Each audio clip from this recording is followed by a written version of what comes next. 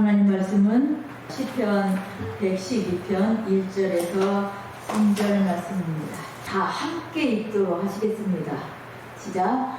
할렐루야. 여호와를 경외하며 그의 계명을 크게 즐거워하는 자는 복이 있도다. 그의 후손이 땅에서 강성하며 정직한 자들의 후손에게 복이 있으리로다. 부와 재물이 그의 집에 있으며 그의 공의가 영구히 서 있으리로다. 아멘. 여러분이 가장 즐거워하는 것은 무엇입니까? 골프요? 게임요? 맛있는 거 먹는 거요? 쇼핑하는 거요? 여행 가는 거요? 친구 만나서 맥주와 치킨 시켜 먹고 수다 떠는 거요? 아니면 이 모든 거요? 이런 것들의 특징이 무엇입니까? 먹고 노는 거죠. 먹고 노는 거. 그것이 즐겁다는 거죠.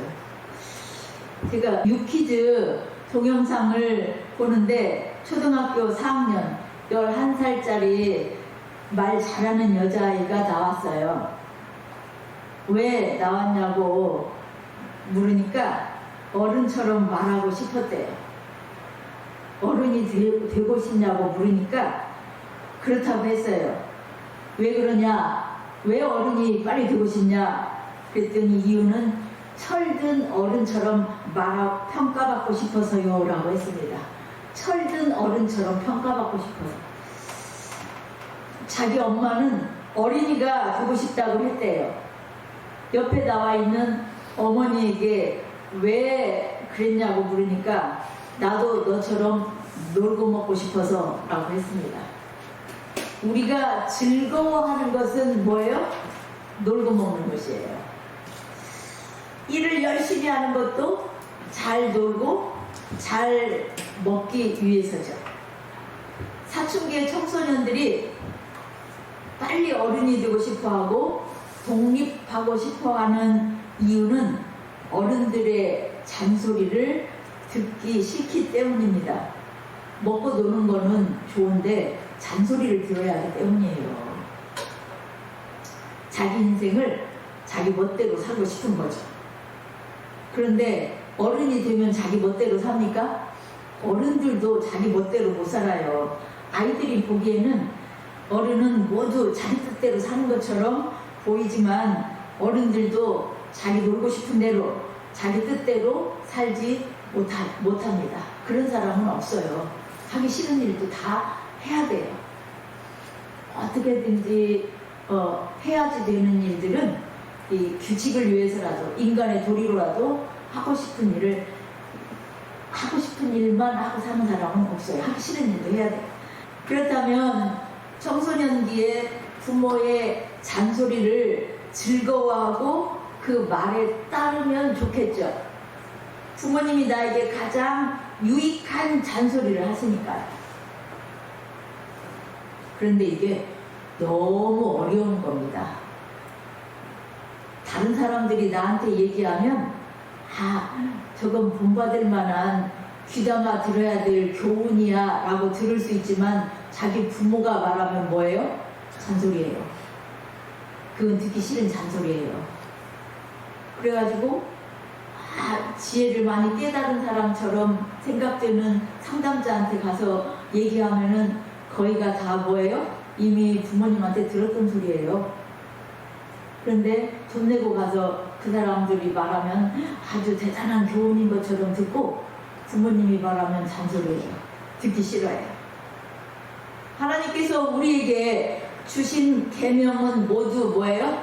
뭐뭐 하라, 뭐뭐 하지 말아로 되어 있습니다. 하나님께서 주시는 이 계명이 나를 얽어매는 것입니까? 아니면 즐거운 것입니까? 안식일을 지키라, 부모를 공경하라, 거짓말하지 말라, 전도하라. 이런 말씀 듣는 것이 즐겁고 유쾌합니까? 아니면 짜증납니까? 듣기 싫은 말입니까? 오늘 말씀의 제목은 주의 계명을 즐거워하자입니다. 맨날 들어서 듣기 싫어요? 지금 맨날 가면 하는 얘기야. 듣기 싫어요? 즐거워하자 합니다. 그 말씀 드릴 때 즐거워하자.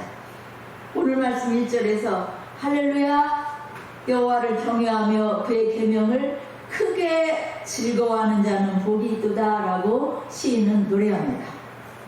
복 있는 사람은 좋은 직장 갖고 있는 사람, 돈이 많아서 놀고 먹는 사람, 건강하여 매일 놀러 다니는 사람이라고 하지 않습니다. 성경은 그렇게 말한 적이 없습니다.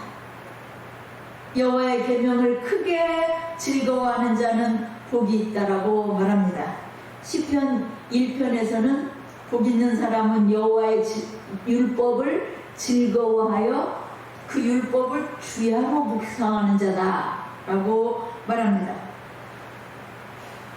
예수님께서는 오셔서 어떤 자를 복 있다라고 하셨냐? 심령이 가난한 자, 애통하는 자, 의에 줄이고 목마른 자가 복이 있다고 하십니다. 이제 하나님의 계명을 한밤중에도요 가만히 조용히 묵상을 하면 자신의 죄가 보입니다. 자신의 가난함이 보입니다.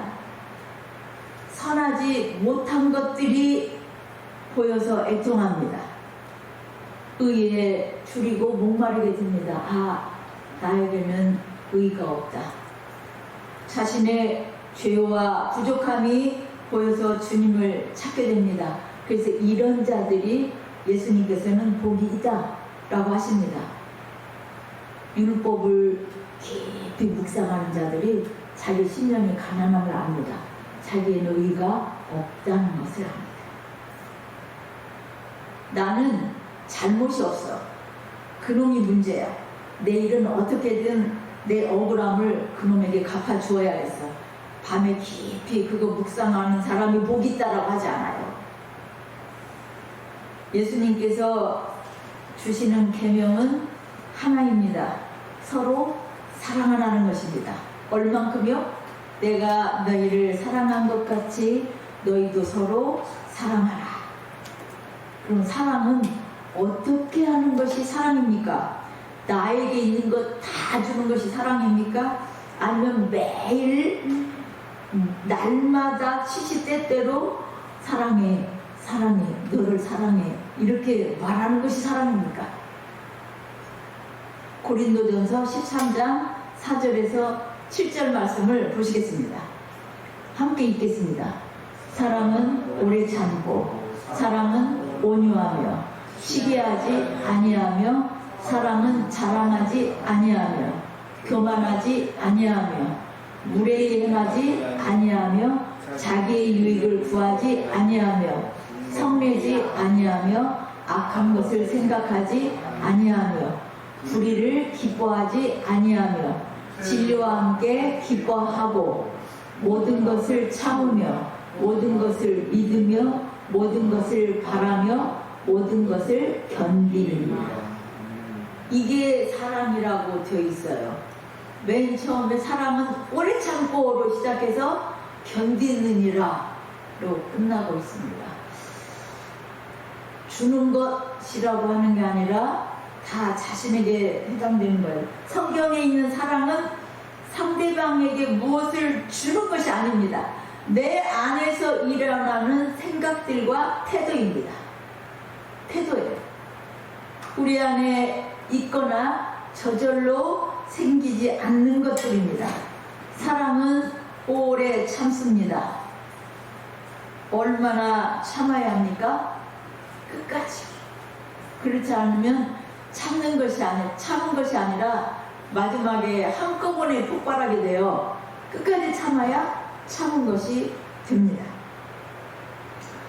예수님께서 대제사장들과 장로들이 모인 공회에서 재판을 받으실 때 대제사장이 묻습니다. 네가 찬송 받으실 이의 아들 그리스도냐? 예수께서 내가 그니라. 인자가 권능자의 우편에 앉는 것과 하늘 구름을 타고 오는 것을 너희가 보리라 하시니까 신성모독이라며 대제사장이 자기 옷을 찢고 사형에 해당한다라고 딱 정죄가 내던 사형이에요. 그리고 사람들이 침뱉고 때립니다. 마가복음 14장 65절에 있는 말씀입니다. 함께 읽으시겠습니다. 어떤 사람은 그에게 침을 뱉으며 그의 얼굴을 가리고 주먹으로 치며 이르되 선지자 노릇을 하라 하고 하인들은 손바닥으로 치더라. 여기서 그에게 할 때 그는 누구예요? 그에게 침뱉고 그의 얼굴을 가리고 주먹으로 치고 손바닥으로 때리고, 이 그는 누구예요? 예수님이에요. 예수님께 침뱉고 예수님 얼굴을 가리고 따위를 때리고 머리를 치고 손바닥으로 때리고, 이게 예수님이에요. 예수께서는 이 모든 모독과 치욕을 참고 견디셨습니다. 언제까지요? 죽으실 때까지. 사람은 오래 참고 견디는 것입니다. 진리와 함께 기뻐하는 것입니다. 태국에서 선교사로 나갔던 여자 선교사님이 그곳에서 종처럼 일만 하고 견뎠습니다. 섬겼습니다. 그들을. 그것이 선교사의 역할이라고 생각했습니다. 그런데 사람들에게서 돌아오는 것은 험담과 욕뿐이었습니다. 선교사들 그룹에서도 따돌림 당했습니다. 소외당했습니다. 죽고 싶었습니다. 죽으려고 배를 타고 강으로 나갔습니다. 강 건너편 시장에서 사는 사람들의 모습을 사진에 담기 시작했습니다. 강으로 뛰어들지 못하고 건너편까지 건너갔어요. 그리고 시장 사람들의 모습을 사진으로 담았어요. 그리고는 다시 집으로 돌아와 엎드러져 회개합니다. 이때 위로가 되었던 말씀이 오늘 예수님께서 침뱉음 당하고 따위를 맞고 머리를 때리면 맞는 장면이었다고 했습니다. 이 예수님께서 당하신 이 치욕스러운 장면이 엄청나게 위로가 된 거예요. 우리는 나를 때리고 침뱉고 욕하고 하는 사람들을 좋아할 수가 없습니다. 그러나 예수께서 주신 사랑하라는 말씀을 즐거워하며 그들을 참고 견디는 겁니다. 이것이 사랑입니다. 예수님께서 사랑하라 하셨기 때문에 그 말씀을 즐거워해서 참고 견디는 거예요. 사랑하라는 것은 좋아하는 감정으로 마음을 바꾸라는 것이 아닙니다. 가끔 인터넷에 올라오는 법륜 스님의 증문즉답의 내용을 제가 읽어봅니다. 불교는 뭐라고 해답을 주는지 궁금해서요. 질문자가 직장 동료가 제 일을 망쳐놔서 미운데 이 마음을 어떻게 할까요? 라는 질문을 했습니다. 평소 화가 나거나 부정적인 감정이 올라올 때 제 마음을 알아차리고 긍정적으로 바꾸려고 노력하는 사람이라고 했습니다. 그런데 직장에서 한 동료가 자기를 도와주겠다며 일을 하다가 실수를 해서 망쳐놓았대요. 자기는 부탁한 적도 없는데 그 실수가 마치 자기 실수인 것처럼 보이는 상황이 되어 더 속상하고 짜증이 났다는 것입니다. 그 동료가 일부러 그런 것이 아니고 도와주려는 마음이었다는 것을 알고 있기 때문에 겉으로는 괜찮다고 했지만 그 동료를 볼 때마다 미운 감정과 불편한 마음이 올라오는데 마음을 어떻게 다스려야 하냐고 물었습니다. 이 질문에 스님의 대답은 이랬습니다. 질문자가 도와달라고 하지도 않았는데 왜 쓸데없는 일을 해서 일을 망쳤을까? 왜 남의 일에 주제넘게 간섭했을까 하는 생각을 계속 움켜쥐고 있으니까 그 사람만 봐도 기분이 나빠지죠. 그 일은 지나간 일입니다. 지금은 그것이 잘된 일인지 잘못된 일인지 사실 알 수가 없어요. 짧게 보면 손해본 것 같지만 길게 보면 꼭 그렇지만도 않아요. 기분이 나쁜 이유는 집착 때문입니다. 그 일을 내려놓아야 하는데 안 놓아지면 그 기분을 안고 가세요. 시간이 지나면 어느 순간 그래 다 지나간 일이었지 계속 붙들고 있어봤자 뭐하나 하는 마음이 생기면서 그 일로부터 자유로워지게 됩니다. 이게 그 법륜 스님의 대답이에요. 불교는 자신의 마음을 다스리는 법으로 미움을 해결하도록 합니다. 예수께서는 사랑하라고 하십니다. 사랑. 원수를 사랑하며 너희를 박해하는 자를 위해 기도하라고 하십니다. 나를 모함하고 힘들게 하는 사람을 위해 그 사람 복 주세요 라고 하나님께 기도하면 하나님께서 우리의 마음을 바꿔주십니다. 우리의 마음을 우리 마음대로 돼야 안 돼요. 안 미워하고 싶은데 마음대로 안 돼요. 그게 미운 짓이 다 보여가지고 나한테 손에 끼친 게 다 보여가지고 내 마음이 내 마음대로 안 돼요. 그래서 하나님께서 말씀하시는 것은 네가 그를 위해 축복하라 반대예요. 반대로 축복하라. 그를 위해서 기도하라. 그러면 네 마음을 하나님께서 바꿔주십니다. 하나님은 주의 계명을 즐거워하는 자에게 놀라운 약속을 주십니다. 먼저 자손의 번성입니다. 2절 함께 읽어보시겠습니다. 그의 후손이 땅에서 강성하며 정직한 자들의 후손에게 복이 있으리로다. 여호와의 계명을 크게 즐거워하는 자의 후손이 땅에서 강성하며 정직한 자들의 후손에게 복이 있으리로다. 후손에게 복이 있다라고 하십니다. 두 번째는 이제 3절에 있습니다. 3절 함께 읽겠습니다. 시작. 부와 재물이 그의 집에 있으며 그의 공의가 영구히 서 있으리로다. 뭐가 그 집에 있겠다고요? 부와 재물이 여호와의 율법을 크게 즐거워하는 자의 집에 있을 거라고요. 부와 재물. 그리고 공의가 영구히 서 있으리라. 이게 두 번째 약속입니다. 이 말씀은 우리가 하나님을 잘 섬기면 무조건 세상에서 부자가 되고 성공한다는 선언이 아닙니다. 하나님 중심의 삶을 살아갈 때 그 인생의 걸음과 과정 속에 하나님이 친히 공급하시고 책임지시는 신실한 은혜가 임한다는 약속입니다. 이 약속은 예수님께서 다시 확인해 주십니다. 마태복음 6장 31절에서 33절 말씀입니다. 함께 읽겠습니다. 그러므로 염려하여 이르기를 무엇을 먹을까 무엇을 마실까 무엇을 입을까 하지 말라. 이는 다 이방인들이 구하는 것이라. 너희 하늘 아버지께서 이 모든 것이 너희에게 있어야 할 줄을 아시느니라. 그런즉 너희는 먼저 그의 나라와 그의 의를 구하라. 그리하면 이 모든 것을 너희에게 더하시리라. 하나님 나라와 하나님 나라의 의가 무엇입니까? 사랑입니다. 왜요? 율법을 총망라한 것이 사랑이에요. 시편 112편이 말하는 주의 계명을 크게 즐거워하는 삶이 바로 예수님이 말씀하신 그의 나라와 그의 의를 구하는 삶이고 그것이 사랑하는 삶입니다.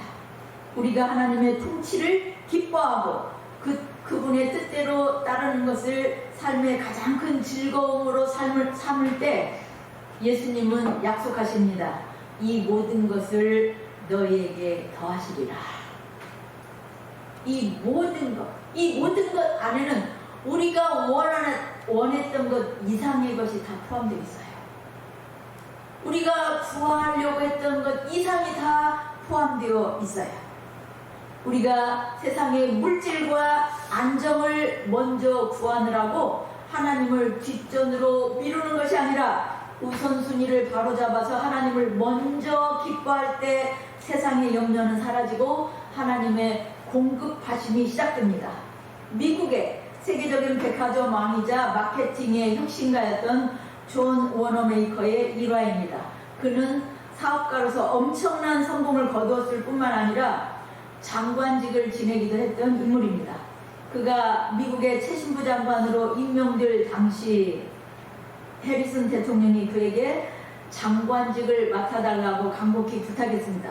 그때 워너메이커는 수많은 이들이 동경하는 그 자리를 단번에 수락하지 않고 한 가지 조건을 걸었습니다. 대통령님, 제가 장관직을 맡아 국가를 위해 봉사하겠습니다. 하지만 한 가지 조건이 있습니다. 저는 주일이 되면 제 고향 교회로 내려가 어린이 주일학교 교사로서 아이들을 가르쳐야 합니다. 만약 이 일에 지장을 준다면 저는 장관직을 맡을 수가 없습니다. 대통령은 그의 조건을 흔쾌히 수락했고 워너메이커는 매주 토요일이면 아무리 바쁜 국정 업무가 있어도 고향으로 내려가서 주일학교 교사의 자리를 지켰습니다. 훗날 기자가 어떻게 그 거대한 비즈니스를 운영하며 장관직까지 수행하면서 주일학교 교사 일을 그렇게 철저히 할 수가 있었습니까? 라고 묻자 그는 이렇게 대답했습니다. 나에게 주일학교 교사 자리는 본업이고 백화점 경영과 장관직은 부업입니다. 내 인생의 가장 큰 즐거움은 하나님의 말씀을 아이들에게 가르치고 그 계명대로 사는 것입니다. 본업에 충실했더니 하나님께서 부업도 함께 축복해 주셨을 뿐입니다. 워너메이커는 시편 112편의 말씀대로 주의 계명을 크게 즐거워했던 사람이었고 하나님의 나라를 먼저 구했던 사람이었습니다. 하나님은 그의 고백대로 그의 인생에 이 모든 것을 더하시는 복을 넘치도록 부어주셨습니다. 여러분은 지금 무엇을 가장 즐거워하고 계십니까? 혹시 세상의 염려 때문에 하나님의 말씀을 지키고 예배하는 기쁨을 잃어버리지 않으셨습니까? 오늘 빨리 예배 끝나면 맛있는 거 먹고 성경 뭐 빨리 끝나야 할 건데 그래야 가서 친구 만나가지고 놀고 어디 갈 건데 그런 거 아니에요? 맞아요. 맞아요라는 소리가 들렸어요.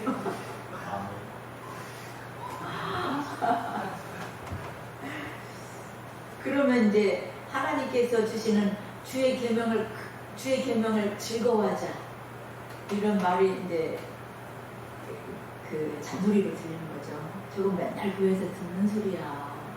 근데 어떻게 계명을 즐거워하겠어? 그 말을 짜증나는데 저도 그랬었어요. 그런데 한번 하나님께서 그 이유는 잘 저도 모르겠어요.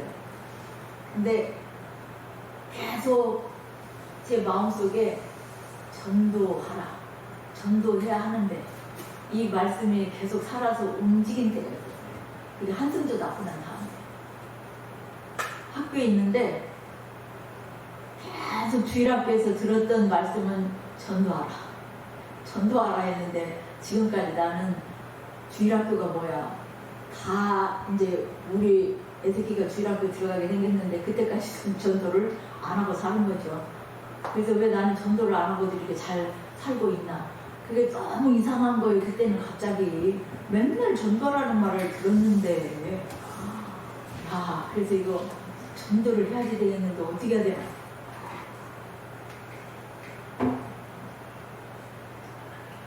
그래서 그 얘기를 집에 와서 했더니 그럼 성경 공부를 시작해보라. 그래서 시작했던 게 학교에서 선생님들과 시작한 성경 공부였어요. 그러면서 전도를 하게 되었습니다.